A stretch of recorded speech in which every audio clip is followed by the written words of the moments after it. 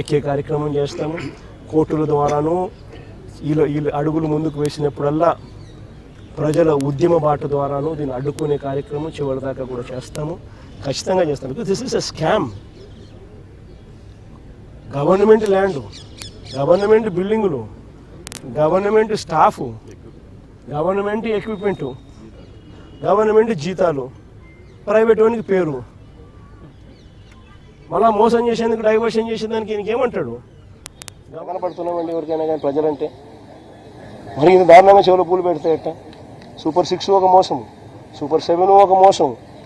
ఇంతకుముందు ఎన్నికలప్పుడు జగన్ ఇచ్చేటివన్నీ కాక అడిషనల్గా సూపర్ 6 చేస్తాను, సూపర్ 7 చేస్తానని. ఈరోజు పలావు పోయింది, పెడతానన్న బిర్యానీ పోయింది. ప్రజలు పూర్తిగా రోడ్డు మీద రోడ్డును పడిన పరిస్థితులు ఈరోజు కనిపిస్తూ ఉన్నాయి. అభికథ దేవుడు ఎరుగు. చదువుకుంటున్న పిల్లలకు ఫీజు రీయింబర్స్మెంట్ లేదు.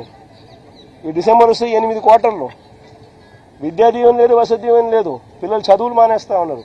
జీఈఆర్ రేషియోస్ తగ్గినాయి. ఆరోగ్యశ్రీ లేదు. నెట్వర్క్ హాస్పిటల్స్కి ఇవ్వాల్సిన బకాయిలు ఇవ్వకపోవడంతో వాళ్ళు బోర్డులు తిప్పేసినారు. మరోవైపు గవర్నమెంట్ హాస్పిటల్ పరిస్థితి ఇది, అది కూడా ప్రైవేట్కి ఇచ్చేస్తున్నారు.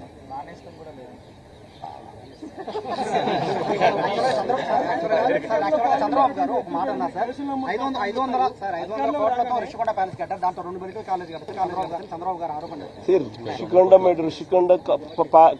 రిషికొండలో నువ్వు చెప్పి హోటల్ రిసార్ట్ కార్యక్రమం ఏదైతే ఉందో 230 కోట్లు, 240 కోట్లు, అది బుద్ధి విశాఖపట్నానికి నిజంగా ఆనిముత్యంగా ఉంది. అదే చంద్రబాబు నాయుడు యోగా కోసం, యోగా గుర్తుందా? యోగా అనేది గుర్తుందా? ఒక్కరోజు ప్రోగ్రాం యోగాకు ఖర్చు పెట్టిందంటే 330 కోట్లు. 330 కోట్లు. కనీసం నేనన్నా 240 కోట్లు పెట్టి బ్రహ్మాండమైన బిల్డింగ్ కట్టి విశాఖపట్నానికి తలమానికంగా ఉంది ఆ బిల్డింగ్. ఈ పొద్దు కూడా పోయినాను అనుకో, ఆ బిల్డింగ్లోకి ఎవరైనా పోయి చూస్తే విశాఖపట్నం అంతా పోయిన టూరిస్ట్ ప్లేస్ కింద కనపడుతుంది.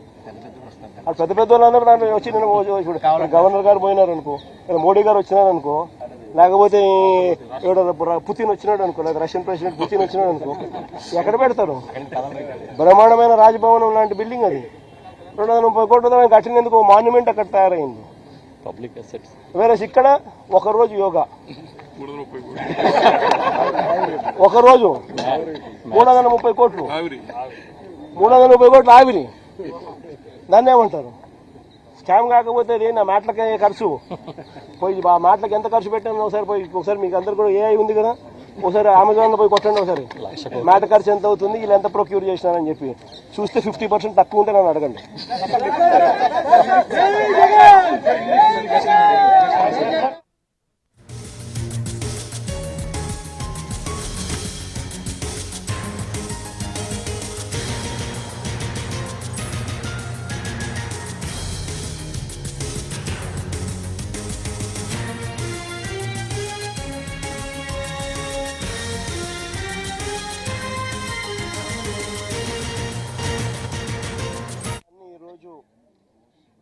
కలిసి